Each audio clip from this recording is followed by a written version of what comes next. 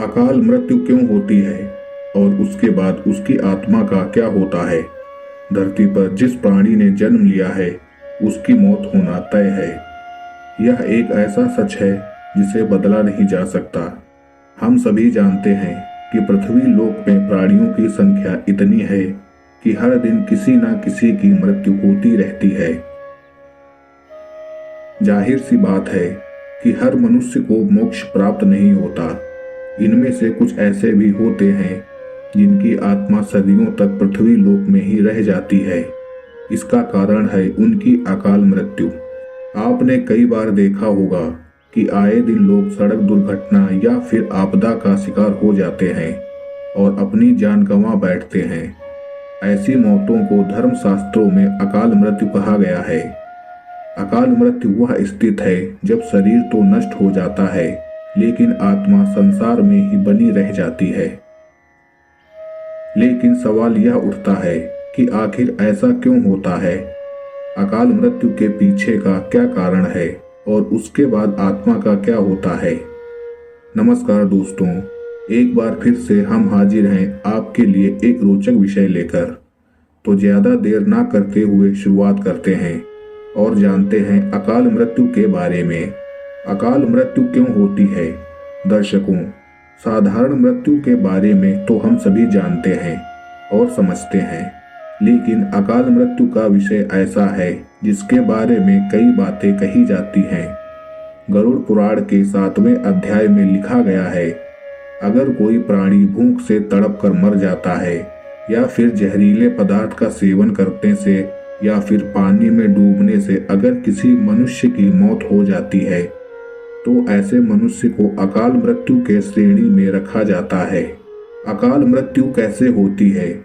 दोस्तों, अकाल मृत्यु किसी भी कारण हो सकती है, फिर चाहे वह किसी रोग के कारण हो या फिर कोई दुर्घटना के कारण। ऐसे में मनुष्य अक्सर यही सोचता है कि काश उसके साथ ऐसा ना हुआ होता। गरुड़ पुराण में विष्णु जी के वाहन गरुड़ राज ने श्री हरि से यह प्रश्न पूछा, जब वेदों में मनुष्य की उम्र 100 साल निश्चित की गई है तो उनकी अकाल मृत्यु क्यों हो जाती है। इस सवाल के उत्तर में श्री हरि तर्क देते हैं कि यह सच है, वेदों में मनुष्य की उम्र 100 साल निश्चित की गई है, परंतु इसमें दुष्कर्म को नहीं मिलाया गया है। यानी हर इंसान की मृत्यु तभी होती है जब उसके पास धर्म कार्यों के लिए शक्ति नहीं होती या फिर उसका शरीर उसे धर्म कार्य करने की इजाजत नहीं देता। इसके अलावा जब कोई इंसान अपनी इच्छा से धर्म कार्यों को त्याग देता है तो पृथ्वी पर उसके जीवन की अवधि कम होती जाती है। देखा जाए तो हर इंसान का कर्म होता है, उसका धर्म होता है। ऐसे में इंसान की मृत्यु तब होती है जब उसके पास अपने इन कर्मों को निभाने की शक्ति या इच्छा शक्ति नहीं होती।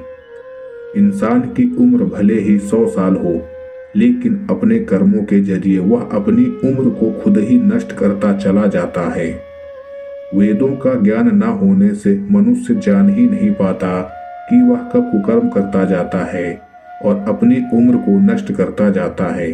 तो आइए अब जानते हैं अकाल मृत्यु के बाद आत्मा का क्या होता है। गरुड़ पुराण में आगे विष्णु जी यह भी कहते हैं कि मनुष्य के जीवन के 7 चक्र निश्चित हैं।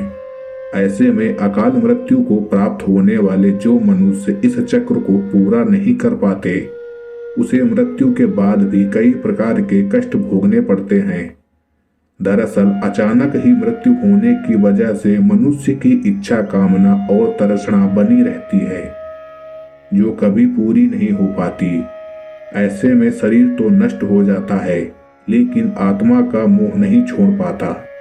इस स्थिति में अकाल मृत्यु वाली आत्माएं अपने परिजनों या जीवित लोगों को कष्ट पहुंचाती हैं और अपनी मनोकामनाएं पूरी करने का भी प्रयास करती हैं। गरुड़ पुराण में बताया गया है कि प्राकृतिक मौत से मरने वाले मनुष्य को 3, 10, 13 या फिर 40 दिनों में दूसरा शरीर प्राप्त हो जाता है, जबकि अकाल मृत्यु वाले व्यक्ति भूत पेत पिशाच कुष्मांडा ब्रह्म राक्षस पेताल और छत्रपाल योनि में भटकता रहता है। उनकी आत्मा को आसानी से शांति नहीं मिलती। आपको बता दें कि अकाल मृत्यु में आत्महत्या को सबसे निचले दर्जे पर रखा जाता है। दोस्तों, यदि आपको ये जानकारी अच्छी लगी हो तो वीडियो को लाइक और चैनल को सब्सक्राइब करना ना भूलें और आप अपनी राय कमेंट सेक्शन में कमेंट करके जरूर बताएं।